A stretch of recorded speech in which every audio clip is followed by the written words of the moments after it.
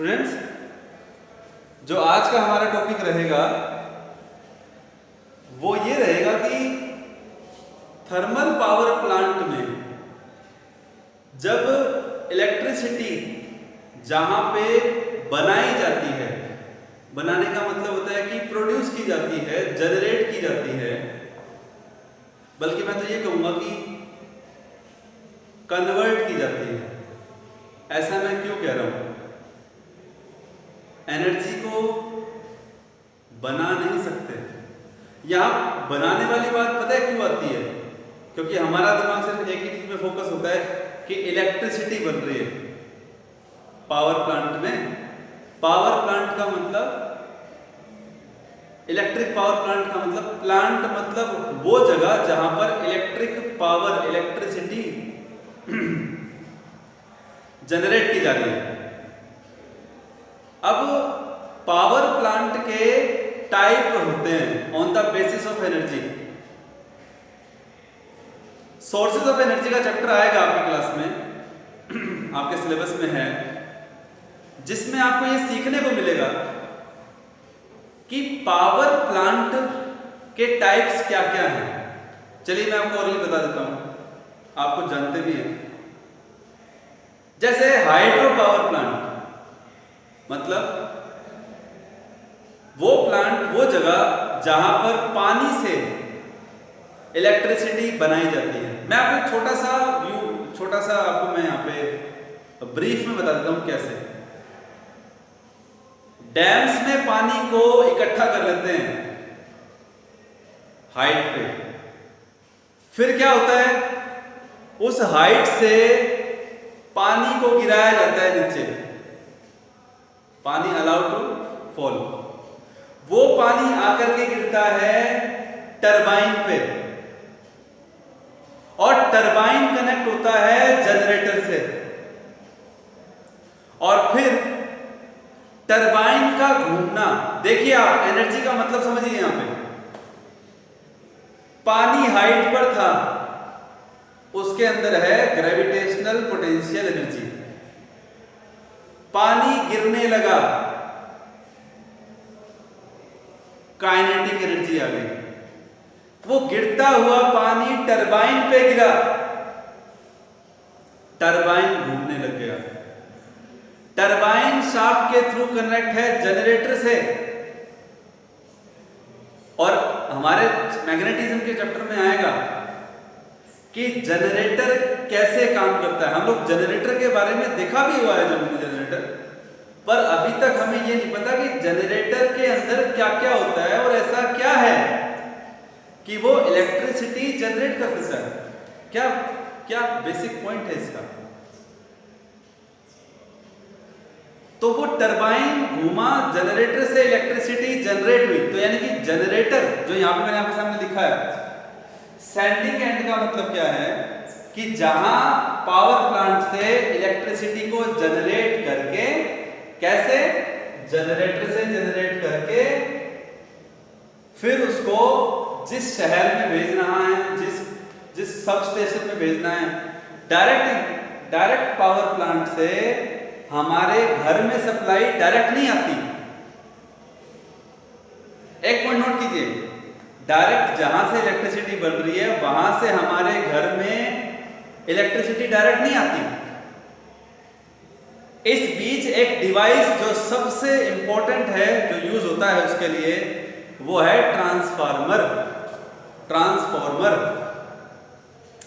और ट्रांसफार्मर के दो टाइप होते हैं, आपके नॉलेज के लिए बता देता हूं। ट्रांसफार्मर के दो टाइप होते हैं। आज तक आपने ट्रांसफार्मर तो देखा है, इलेक्ट्रिसिटी पोल पे ट्रांसफार्मर तो देखा है ना सभी ने?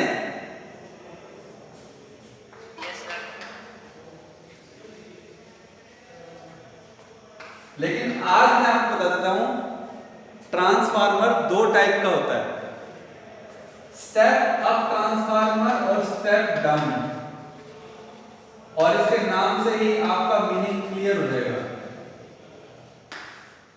क्या मतलब है, प्लीज ध्यान से सुनना। किस चीज, ट्रांसफार्मर का नाम ट्रांसफार्मर क्यों है? क्योंकि किसी ना किसी नाम के कोई ना कोई तो इसका बेसिक पॉइंट रहा होगा, तभी तो इसका नाम ट्रांसफॉर्मर है। ट्रांसफॉर्म का अगर आप इंग्लिश में मतलब देखोगे ना, तो ट्रांसफॉर्म का मतलब होता है एक रूप से दूसरे रूप में बदलना। तो यहां क्या हो रहा है, स्टेप अप ट्रांसफार्मर। ट्रांसफार्मर एक ऐसी डिवाइस है जो वोल्टेज को चेंज करती है। इनपुट में वोल्टेज कुछ आएगी, आउटपुट में कुछ और भेज देगा वो, एज पर रिक्वायरमेंट, अपनी मर्जी से नहीं, एज पर रिक्वायरमेंट हम उस ट्रांसफार्मर का इस्तेमाल करेंगे। लाइक हमें वोल्टेज को बढ़ाना है, हमें वोल्टेज को बढ़ाना है, तो हम स्टेप अप ट्रांसफार्मर का इस्तेमाल करेंगे।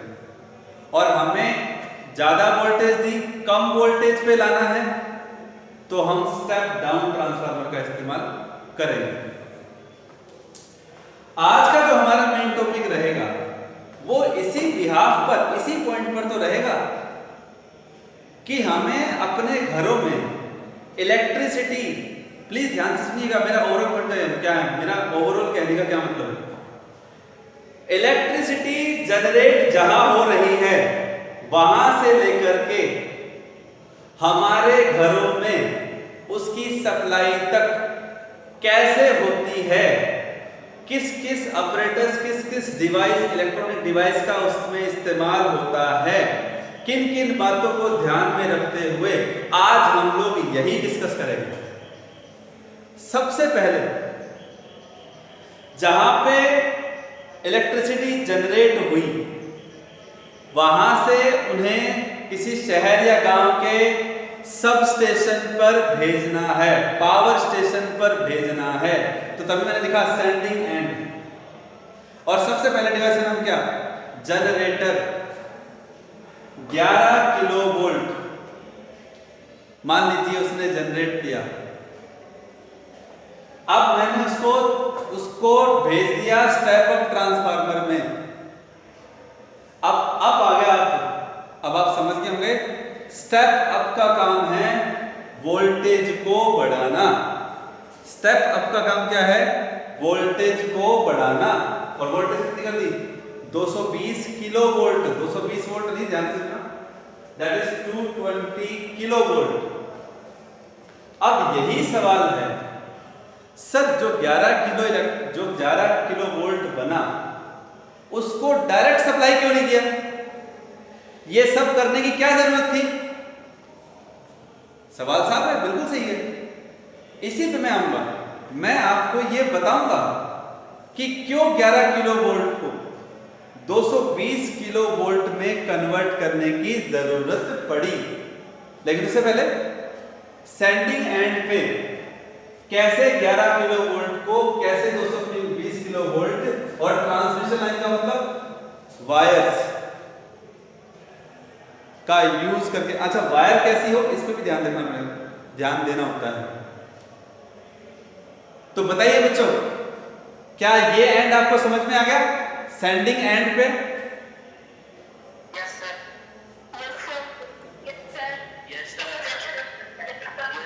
Very good.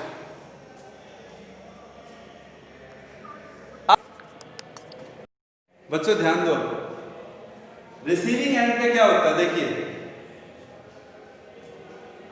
220 kilo volt line आई, ट्रांसमिशन लाइन, जहां पे रिसीव करना है उसको, पावर स्टेशन ही है वो तो। फिर वहां पे जाने से पहले उसको स्टेप डाउन ट्रांसफार्मर में जो है इंसर्ट किया गया, डायरेक्ट कनेक्शन नहीं किया उसको स्टेप डाउन ट्रांसफार्मर में इंसर्ट कर दिया। तो वो स्टेप डाउन क्या करेगा, वो 220 को वापस 11 किलो वोल्ट पे ले आएगा। और फिर 11 किलो वोल्ट से 220 पे, 440 पे, 220 पे, ये भी कैसे आया सोचो, अपने आप थोड़ी ना कन्वर्ट हो गया, अगेन ट्रांसफार्मर का यूज किया गया। मतलब सप्लाई जो की जा रही है उस सबस्टेशन से हमारे घरों में जो सप्लाई की जा रही है, सप्लाई मतलब डायरेक्ट नहीं आई अभी वायर, जो वायर होती है ना, वायर पोल पे जो इलेक्ट्रिसिटी वायर होती है, उन वायर की अभी बारी है, 440 पे आ गया, भेज दिया उसको। लेकिन 440 जो हमारे घर में जो ट्रांसफार्मर लगा होता है ना, उसे बोलते हैं लोकल ट्रांसफार्मर। लोकल मतलब होता है कि जो लोकेलिटी में लगा हुआ है, प्रॉपर लोकेलिटी में पोल पे जो ट्रांसफार्मर इस्तेमाल किया गया है 440 से 220 वोल्ट का उसका जो रेंज है, और फिर वो क्या करेगा 440 से 220 में कन्वर्ट कर देगा उसको, और फिर वो जो 220 वोल्ट की सप्लाई है हमारे घरों में भेज दी जाएगी। ठीक है, I hope you understand. Everybody tell me if you have any doubt.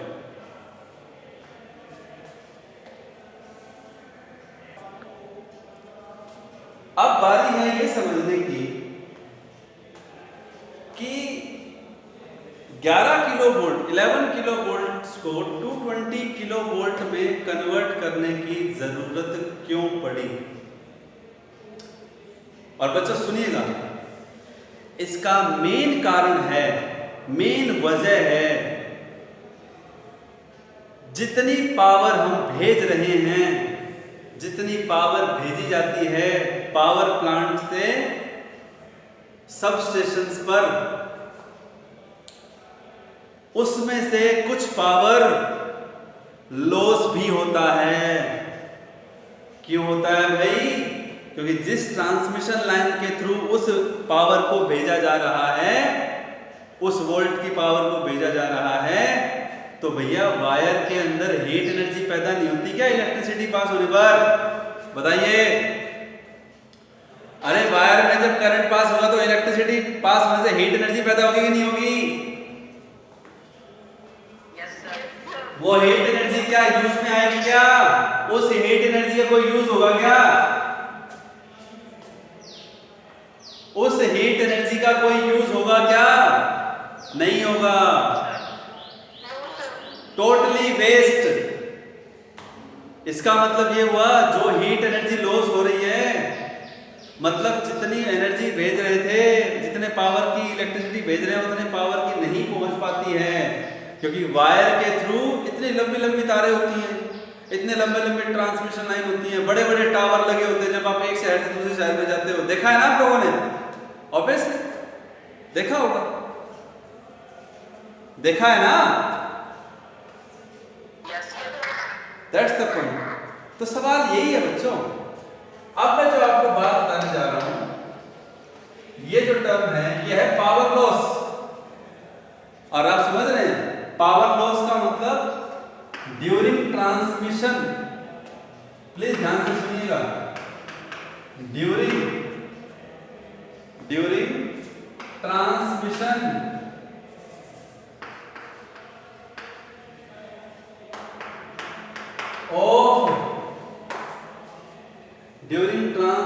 of electric power,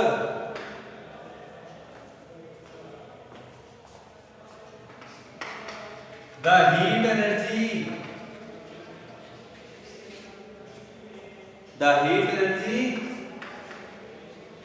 produced in the transmission line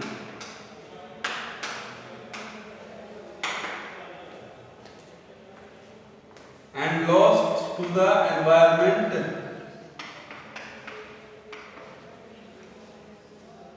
तो मेरा पहला पॉइंट यही था कि ये पावर लॉस किस फॉर्म में है?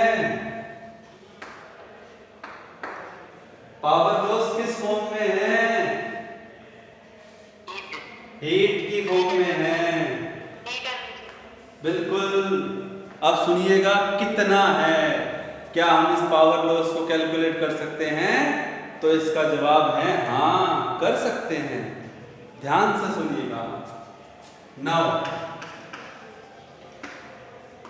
जितनी पावर भेजी जा रही है, ध्यान से सुनिएगा,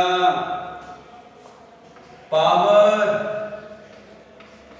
transmitted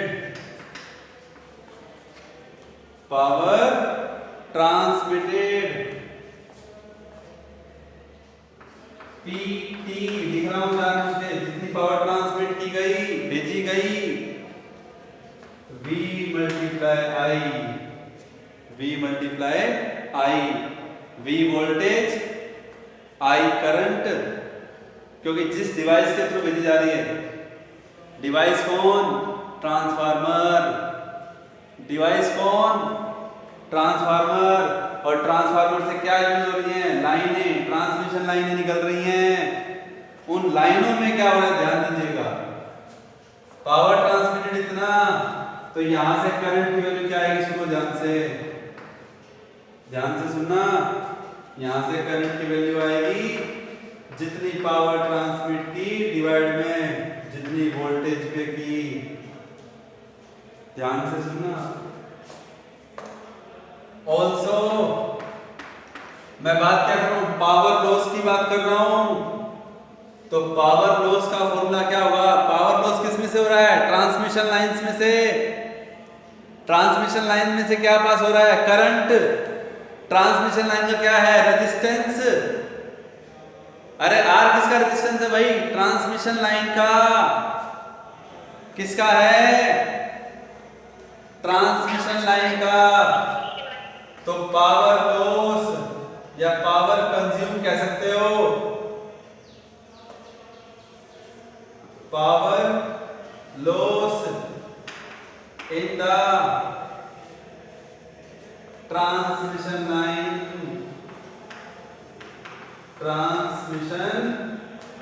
line, equal to power loss को पता क्या लिख रहा हूं? ध्यान से देखिएगा, पावर लॉस को मैं लिख रहा हूं PL और वो होगा I²R।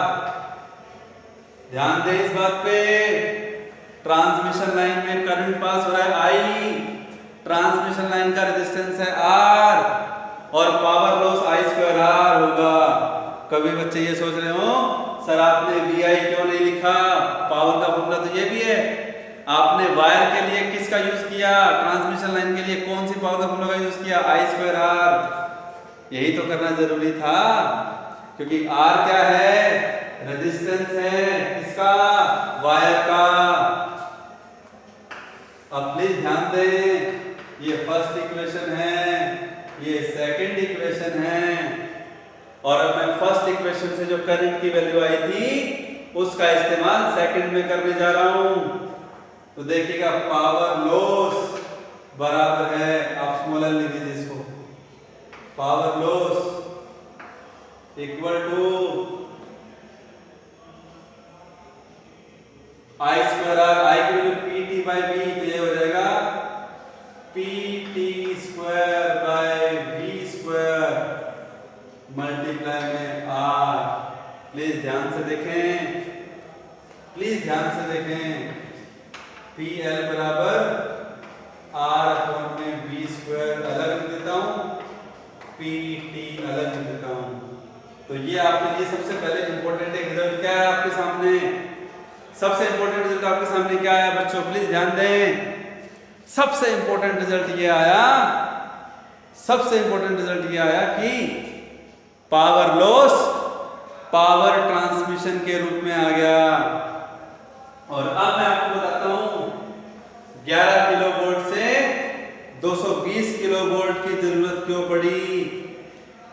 11 किलोवोल्ट से 220 किलोवोल्ट की जरूरत क्यों पड़ी? ध्यान दें बच्चों, V क्या है? V वोल्टेज जो भेजी जानी थी। भेजी कितनी जानी थी?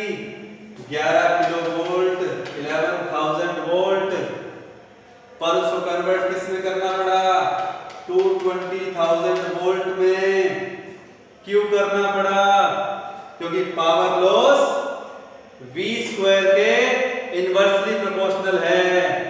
हम चाहते हैं, मैं आपको एक बात स्पष्ट क्लियर कर देता हूं कि बच्चों वायर के अंदर पैदा होने वाली, प्रोड्यूस होने वाली हीट एनर्जी को हम खत्म नहीं कर सकते, लेकिन कम तो कर सकते हैं।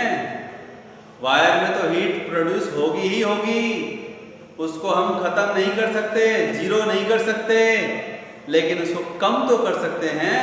और कम करने का हथियार हमारे पास क्या है? एक हथियार ये कि V को बढ़ा दो, वोल्टेज को बढ़ा दो, वोल्टेज बढ़ाओगे पावर लॉस कम हो जाएगा। समझ में आई बात? तो एक बात मुझे ये बताइए, अगर मैं यहां 11 किलो वोल्ट रखूं तब पावर लॉस ज्यादा आएगा या 220 किलो वोल्ट रखूं तब पावर लॉस ज्यादा आएगा? बताइए।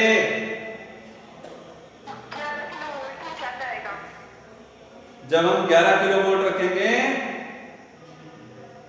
तो पावर लॉस ज्यादा होगा। हमें पावर लॉस को ज्यादा करना है या कम करना है?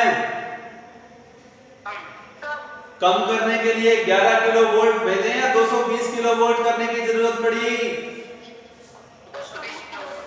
हाँ, ताकि पावर लॉस को कम किया जा सके। समझ में आई सभी को? अरे सभी को बात समझ में आ गई? और एक बात और सुनो, R क्या है? रेजिस्टेंस है। अब मैं दोनों फैक्टर पे बात करूंगा, प्लीज ध्यान से सुनें, 2 मिनट की बात हो रहा है। जो पावर लॉस है that is directly proportional to resistance of wire, resistance of transmission lines and inversely proportional to square of voltage।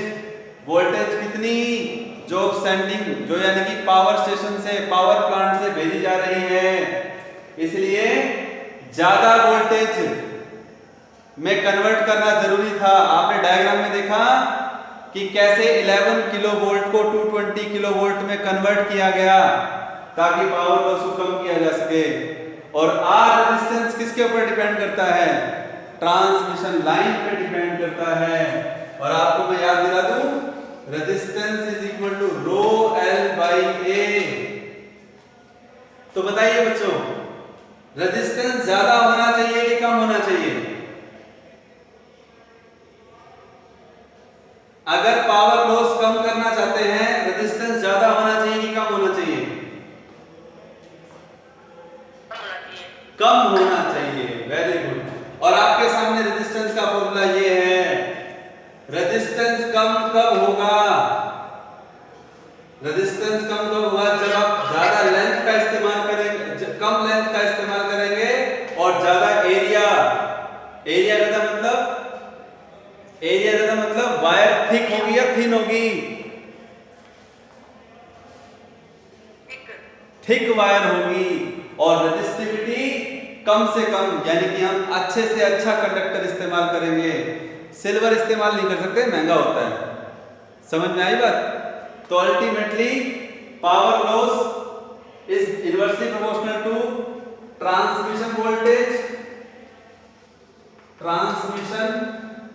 Voltage का स्क्वायर। और आर मतलब रेजिस्टेंस किसका? Resistance of transmission lines. तो ये दो फैक्टर हैं पावर लॉस को कम करने के। और पावर लॉस का जो मेन फॉर्मूला है वो भी आपको ध्यान रखना है, और पावर लॉस को कैसे कम कर सकते हैं वो भी आपको ध्यान रखना है। Thank you very much. Screenshot